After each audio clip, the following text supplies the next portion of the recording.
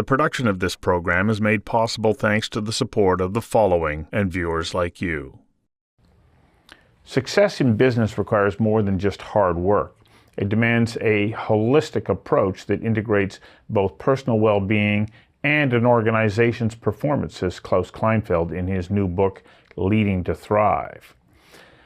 It's a book by the former CEO of both Siemens and Alco, who, through personal experience, determined that a hard-driven approach to business on its own can be a recipe for failure. In the book, Kleinfeld focuses on understanding your inner game rather than being solely focused on the outer game. And he says when you do so, you recognize the importance of managing physical, emotional, mental, and spiritual energy as foundational if you want to have sustained success in both business and life. By doing so, he says, you unlock your inner strength, create resilience that opens you to finding your purpose. That leads to increased inner strength, which unlocks success in whatever outer game you choose to engage. And in doing so, he continues, this allows you to define a winning strategy, have flawless execution, achieve high performance, and also have effective board and stakeholder management. I invited Klaus Kleinfeld, the author of Leading to Thrive, to join me for a conversation that matters about finding inner peace and excelling as a leader. Mr. Kleinfeld, welcome. Hello, Stuart. Pleasure being on your show. I really liked your book. It's the first book that I read in a number of years where I went, I think you really are focused on what is essential to being a leader. I remember when I first read 7 Habits of Highly Effective People, it talks about integrity and knowing who you are. What made you, in your own experience, as you started to put this book together, say, yep, that's the place that we have to start, not just the book, but in our lives?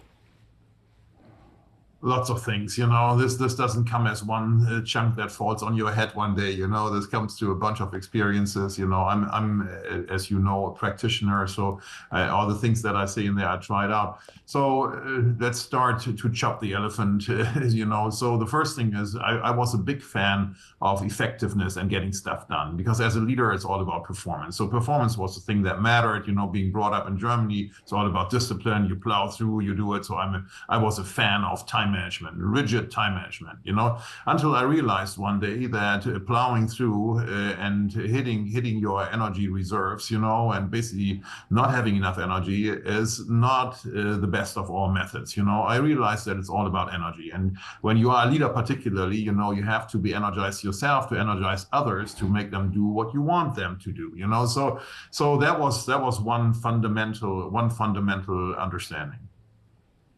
Maybe I start with that. Did you wind up in your own career experiencing missteps as a result of not being focused on your own inner game? Well, I've had these challenges at an early time. I would not have called that the inner game, but my family was refugees from East Germany. My father died when I was very young, and I was 10 years old, and I was thrown into real life and also making some money for the family at a very early point in time. So when those things happen around you, you get challenged, and you have to also find out who you are, what you want to do, and what you're good at,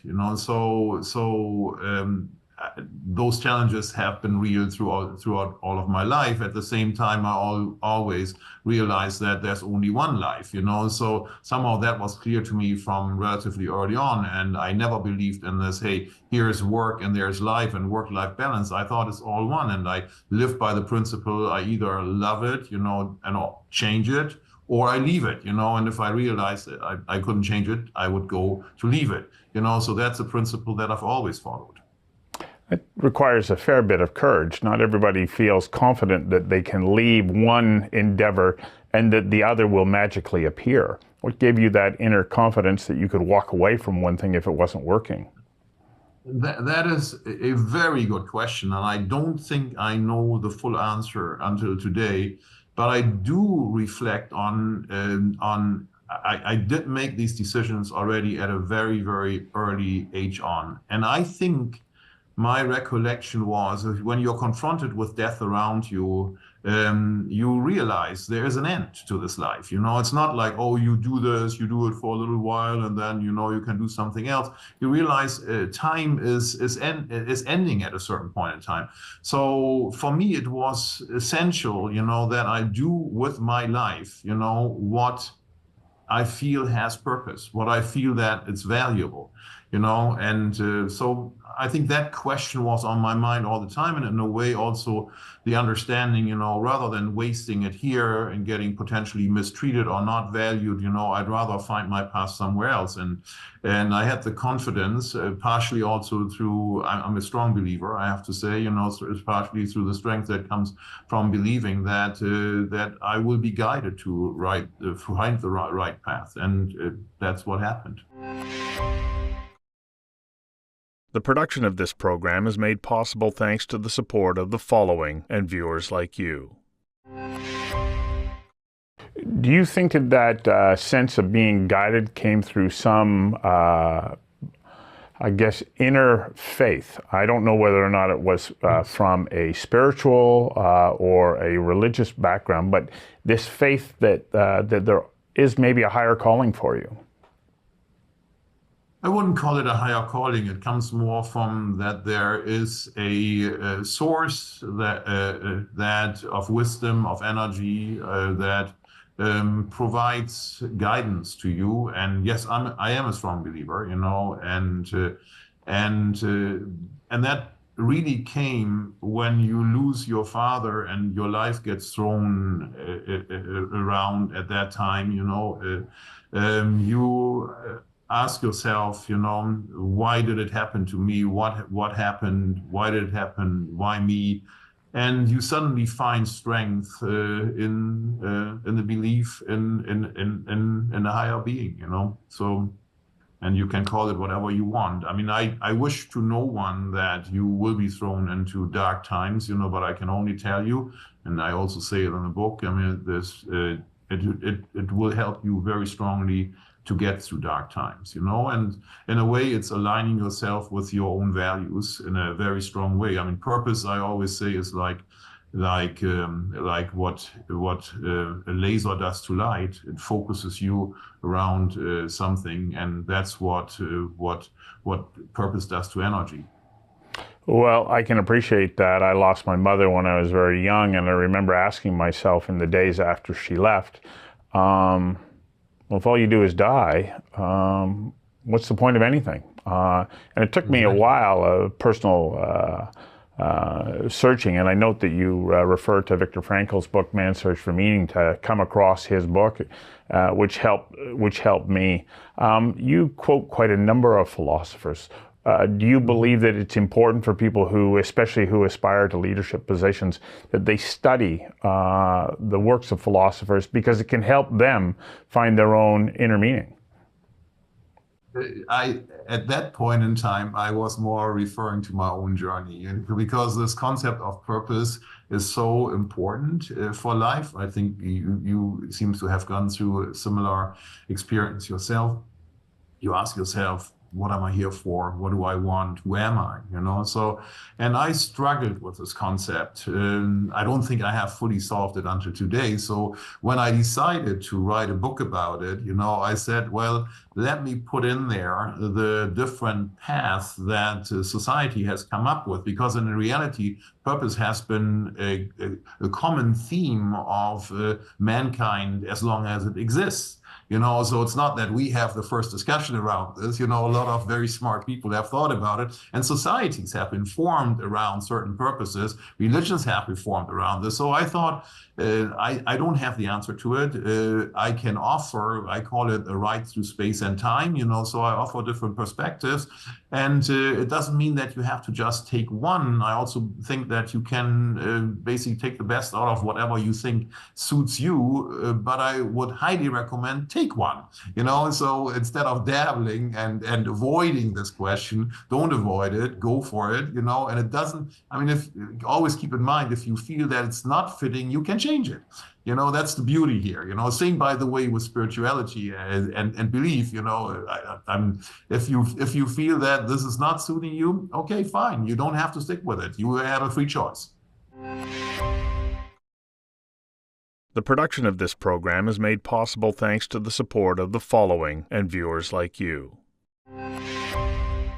One of the things that I find quite interesting in reading your book and thinking about the role of purpose as a leader, when you understand what your purpose is, and this is my interpretation of your works, it allows you then to define what your values are. And once you have those values, it's much easier for you then to put forward a position to your team that says, these are the things we stand for, and these are the things that we'll work together on achieving. 100% agree. 100% agree. And that goes back to the question of, vision for a company, and if there is a greater good that the company serves, you instill a purpose in the people, and then they feel that it's not kind of going into the office at 8 o'clock in the morning and leaving at 5, actually you do something very, very valuable for mankind. And I think that is important in a company. And you see it today, interestingly, more important than it ever was for the young generation to choose a job. That's what I mean. So, and the good thing is there's a war on talent. The best people are looking for this.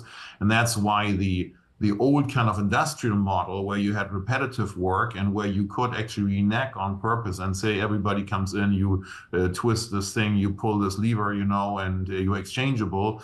Our society today has been moving and continues to move into a direction where the war on talent will continue to be around. So therefore, you have to motivate people, and you fight for the best. So understanding, where your values are then allows you then to say, I'm going to move forward with integrity. There's a wonderful saying by one of the founders of DDB, the advertising agency. He said, a bunch of people run around talking about values, but your values really only present themselves when you're willing to pay a price for them. And if you are willing to pay that price, how important is that as a leader to demonstrate to your team really where the line is? Super important, super important.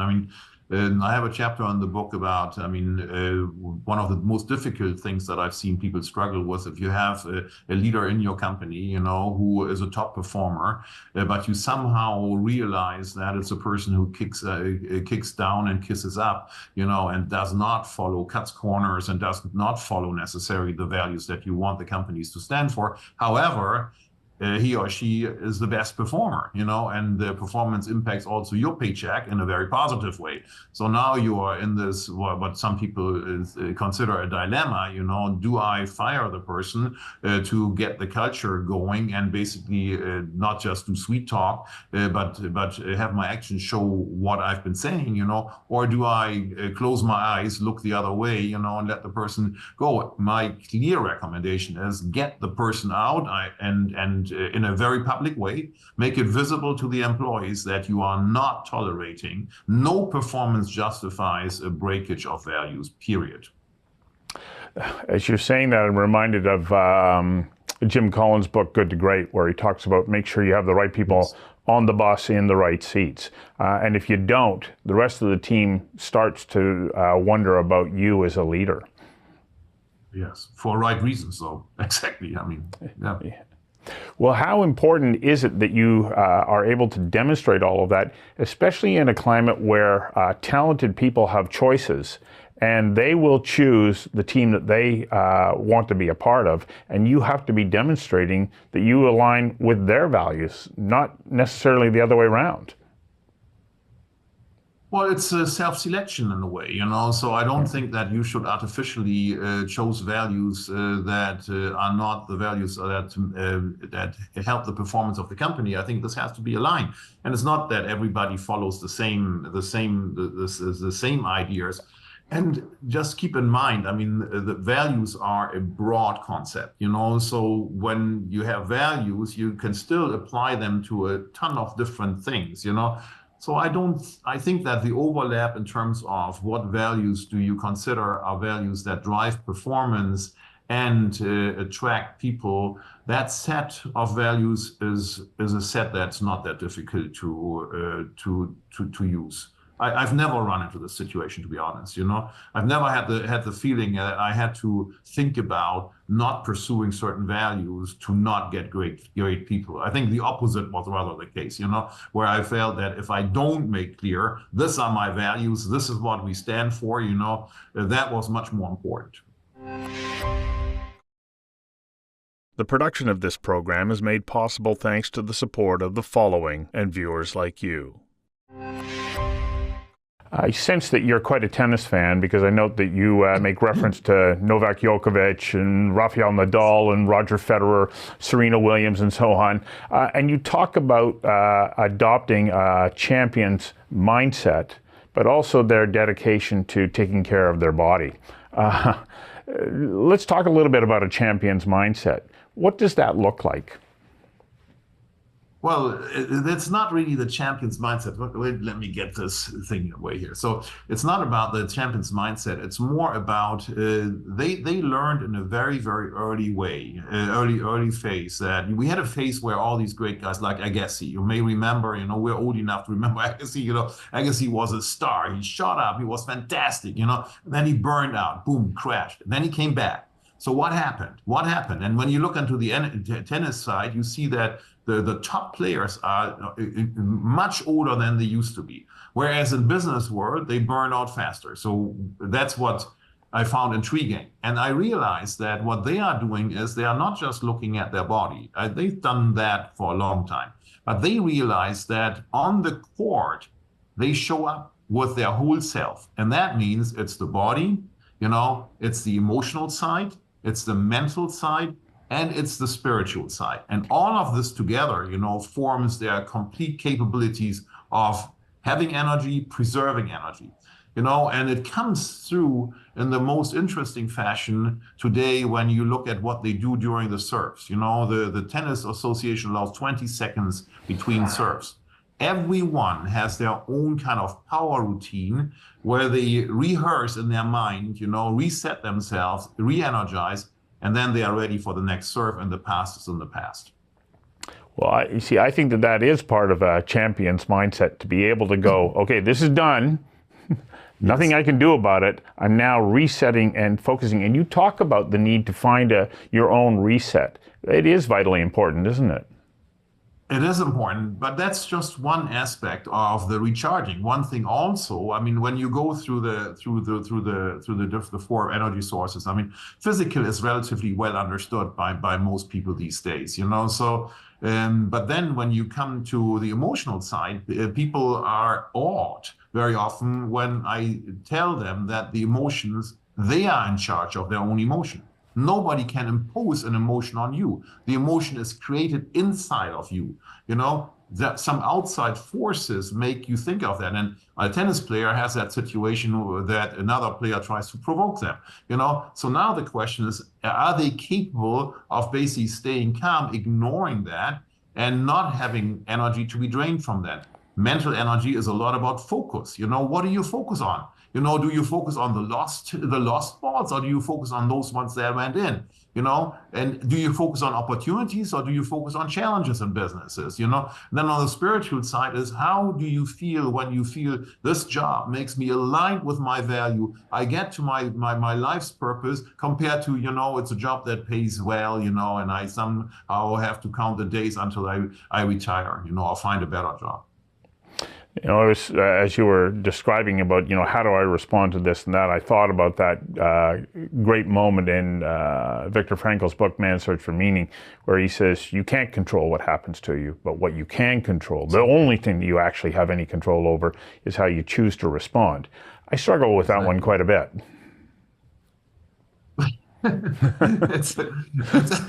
Well, first of all, it's natural because I think that that's something that the School of Life, they should teach us in kindergarten already.